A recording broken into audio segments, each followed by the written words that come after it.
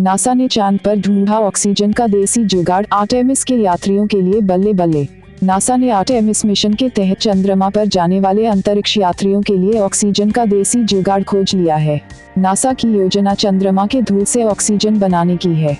इससे अंतरिक्ष यात्रियों को धरती से अपने साथ ज्यादा मात्रा में चंद्रमा तक ऑक्सीजन ढोने की जरूरत नहीं होगी।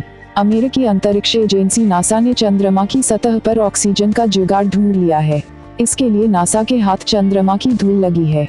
चंद्रमा पर स्थायी मानव उपस्थिति के लिए आवश्यक संसाधन उपलब्ध कराने में मदद करने के लिए नासा का अंतरिक्ष प्रौद्योगिकी मिशन निदेशालय (STMD) चंद्रमा की धूल से ऑक्सीजन निकालने के तरीकों पर इनपुट मांग रहा है। इसके जरिए संबंधित उद्योग और शोधकर्ता नासा के साथ उन तकनीकों पर विवरण प्रदान कर सकते हैं जो भविष्य में चंद्रमा पर रहने वाले निवासियों को चांद की मिट्टी से सांस लेने योग्य ऑक्सीजन का उत्पादन, कैप्चर और भंडारण करने में मदद देगा। नासा को उम्मीद है कि वह एकत्रित की गई जानकारी का उपयोग प्रौद्योगिकी डेमो विकसित करने के लिए करेगा। कुंडली में है अमीर बनने का योग या नहीं, जाने एस्ट्रोलॉजी से। चंद्रमा पर ऑक्सीजन बनाना चाहता है नासा। नासा आर्टेमिस प्रोग्राम के तहत चंद्रमा के सतह पर जाने वाले यात्रियों के लिए पृथ्वी से ऑक्सीजन ले जाने के बजाय वहां उपस्थित संसाधनों से उत्पादन की परियोजना पर काम कर रहा है। चंद्रमा की सतह पर पाई जाने वाली सामग्रियों का उपयोग करने की इस अवधारणा को इन सीटू रिसोर्स यूटिलाइजेशन या ISRU कहते हैं। नासा के STMD के कार्यवाहक सहयोगी प्रशासक प्रसून देसाई ने कहा कि पृथ्वी से दूर तक निरंतर उपस्थिति को संभव बनाने के लिए इन सीटू संसाधनों का उपयोग आवश्यक है। जिस तरह हमें अपने ग्रह पर रहने और काम करने के लिए उपभोग्य सामग्रियों और बुनियादी ढांचे की आवश्यकता है, हमें चालक दल और रोबोटों को संचालित करने के लिए चंद्रमा पर समान समर्थन प्रणालियों की आवश्यकता होगी। मंगल पर ऑक्सीजन बना चुका है नासा।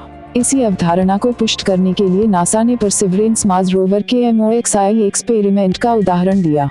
MOXIE एक्सपेरिमेंट के जरिए नासा के परसिवरेंस मार्स रोवर ने बार बार मंगल ग्रह के वातावरण से कार्बन डाइऑक्साइड को सांस लेने योग्य ऑक्सीजन में बदला है।